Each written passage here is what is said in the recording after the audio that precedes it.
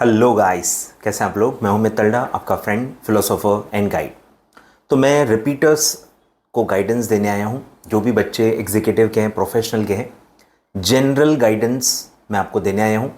Video ज़रूर like कर देना और कमेंट बॉक्स में जो भी आपके क्वेश्चंस हैं वो आप डेफिनेटली कमेंट कर सकते हैं।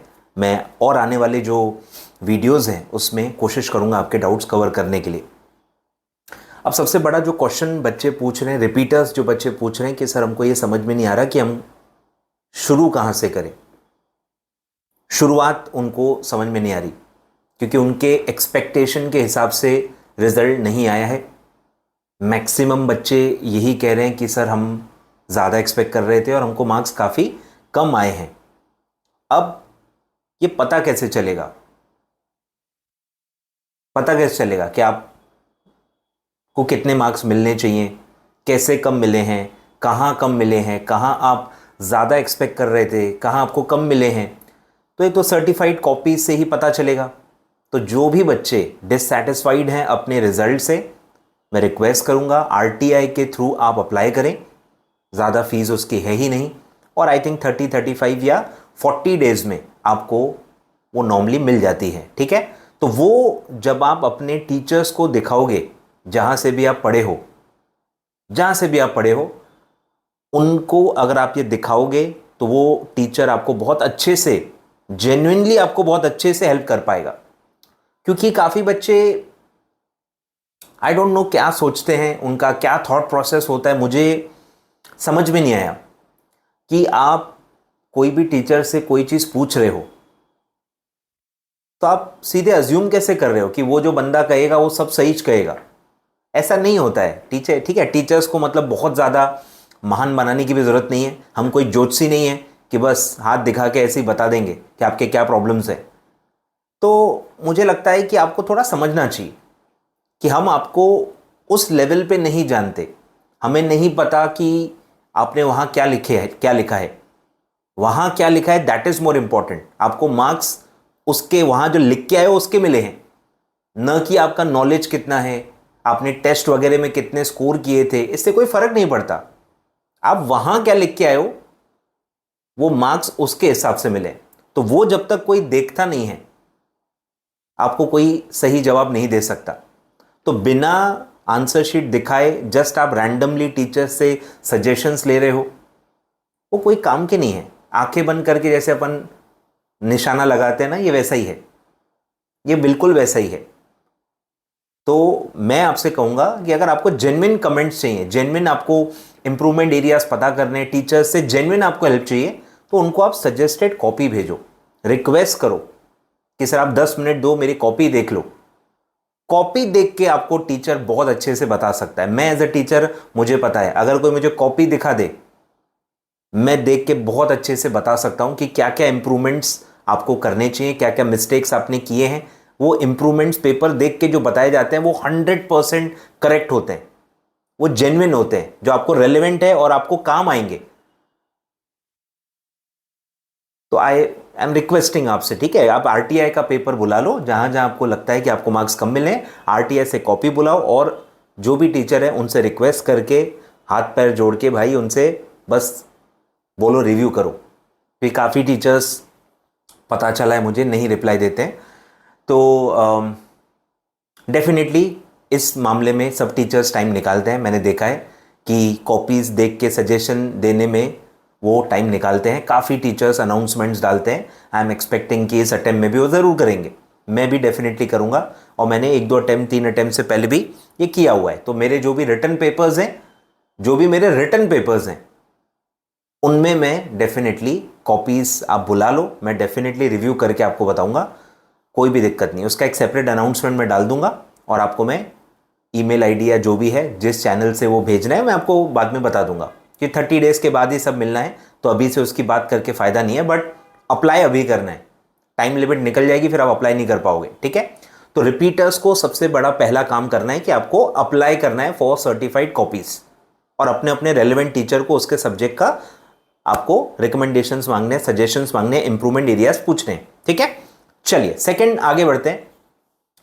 अब काफी बच्चों को यह भी ख्याल में नहीं आ रहा कि यार कि अगर गाड़ी का टायर फ्लैट है, पंचर है, उसमें हवा कितनी भी आप भर दो वो ज़्यादा लंबे समय तक नहीं चलेगा, आपको मंजिल तक पहुंचाएगा नहीं। आप भी हर अटेम्प्ट में यही कर रहे हो। काफ़ी बच्चे जो कहते हैं ना इतने अटेम्प्ट हो गए, ये हो गए, वो हो गए, आप बस हर अटेम्प्ट में हवा भर रहे हो। आप हर अटेम्प्ट में अपने टायर में सिर्फ हवा भर रहे हो, वो पंचर हो चुका है। जब तक आप वो पंचर ठीक नहीं करोगे, जितनी भी हवा भर लो, मोटिवेशन की, नोट्स की, जो भी आप कर लो, वो सब हवा है, आपका टायर पंचर है। मतलब इससे इजी एग्जाम्पल मैं आपको नहीं दे सकता। टायर पंचर है, टायर का पंचर सुधारना पड़ेगा। वो पंचर कहाँ है सर, वो आप ही देख सकते हो। आपकी गाड़ी है, आपका टायर है, आपको ढूंढना है कि वो पंचर कहाँ है। फिर फिक्स करने में आपको टीचर की हेल्प लगेगी। पर आप टीचर से पूछ रहे हो बताओ टायर कहाँ से पंचर है, वो नहीं बता पाएगा अनलेस वो फेस टू फेस टीचर है, 1-to-1 आप पे अटेंशन दिया गया है, आप उनके पास बहुत समय से पढ़े हो। ईटी ये वो 1-to-1 वाला जो एक हमारे ज़माने में जो चलता था कि एक बैच में 30-35 स्टूडेंट्स, 50 स्टूडेंट्स मैक्सिमम होते थे। टीचर 1-to-1 देखता था, टेबल पे आके चेक करता था तुम सॉल्व कर रहे हो नहीं कर रहे हो, तुमको जम रहा है नहीं जम रहा है। ये मैंने भी जब मैं फेस टू फेस पढ़ाता था तब मैं करता था। तो उस लेवल का अगर कनेक्शन है, टीचर आपको 1-to-1 जानता है, आपकी हैंडराइटिंग, आपकी प्रेजेंटेशन, आपके वीक एरिया सब आपको वो जानता है, तो वो टायर पंचर ढूंढ सकता है। बट ऑनलाइन क्लासेस में या ऐसे फेस टू फेस क्लासेस में जहाँ 200-200 बच्चे हैं, 250, 300, 500 बच्चे हैं, वहाँ टीचर कितना भी कह ले उनको नहीं पता, वो नहीं ढूंढ पाएंगे टायर कहाँ से पंचर है। इसीलिए मैं जेन्युइनली आपसे कह रहा हूँ कि वो आप ही को ढूंढना होगा। अगर आप इस चीज़ के लिए रेडी हैं, बातों बातों में बच्चे हर चीज़ के लिए रेडी होते हैं, हम पहाड़ तोड़ देंगे सर, हमको बस पास होना है, लास्ट अटेम्प्ट है, ये मैं हर आधे घंटे में सुन रहा हूँ।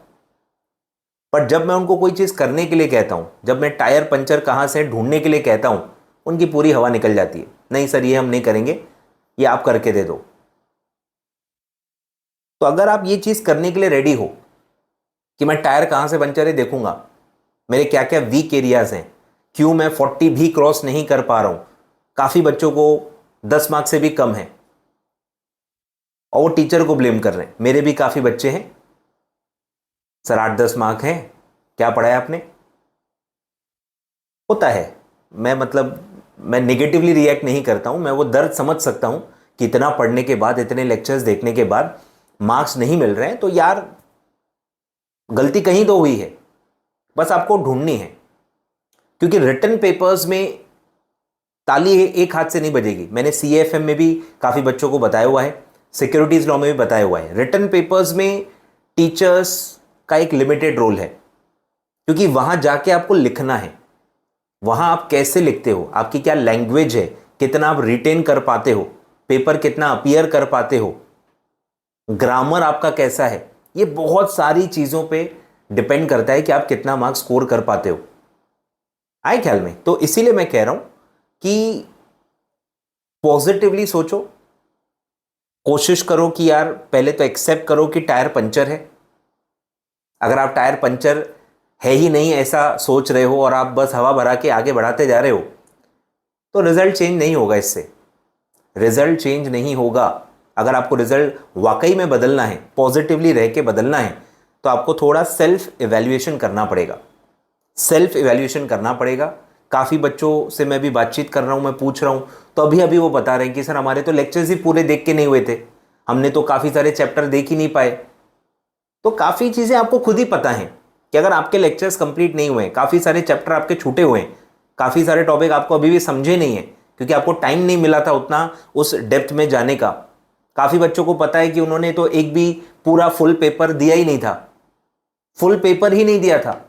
मतलब मैं मेरे सब्जेक्ट की बात करूं, अगर CAFM सब्जेक्ट कोई बिना फुल टेस्ट पेपर देके जाए तो उसके ऐसे ही 10, 12, 15 मार्क ही आएंगे, क्योंकि वो पेपर ही उतना टफ है, सब्जेक्ट टफ है। आपके मन में उसका परसेप्शन जो है ना वो टफ है, क्योंकि उसमें मैथमेटिक्स है, उसमें लिखना है, उसमें प्रेजेंटेशन है, उसमें टेबल्स पूरे टैबुलर फॉर्मेट में अच्छे से बना के करना है, पेपर काफ़ी लेंदी होता है।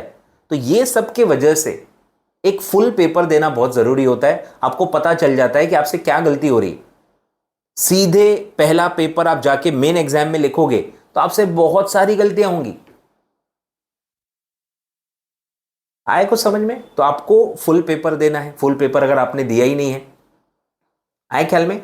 तो ये कुछ चीजें हैं, मुझे लगता है कि जो रिपीटर्स हैं उनको यहीं से शुरुआत करनी चाहिए। टायर पंचर कहाँ है पहले आप वो निकालो, उसको आइडेंटिफाई करो और फिर उसके हिसाब से अपना एक स्टडी शेड्यूल बनाओ। क्योंकि स्टडी शेड्यूल काफी बच्चे क्या करते हैं ना, कॉमन वाला ले लेते हैं। तू क्या फॉलो कर रहा है, वो क्या फॉलो कर रहा है, टीचर ने क्या एक कॉमन शेड्यूल दिया है, सब इधर उधर से जुगाड़ करके कोई ना कोई जो एक सही लगा वो फॉलो कर लेते हैं। तो ऐसा भी नहीं करना है, क्योंकि सबकी गाड़ी अलग है, सबके फ्यूल अलग हैं, सबके रोड अलग हैं।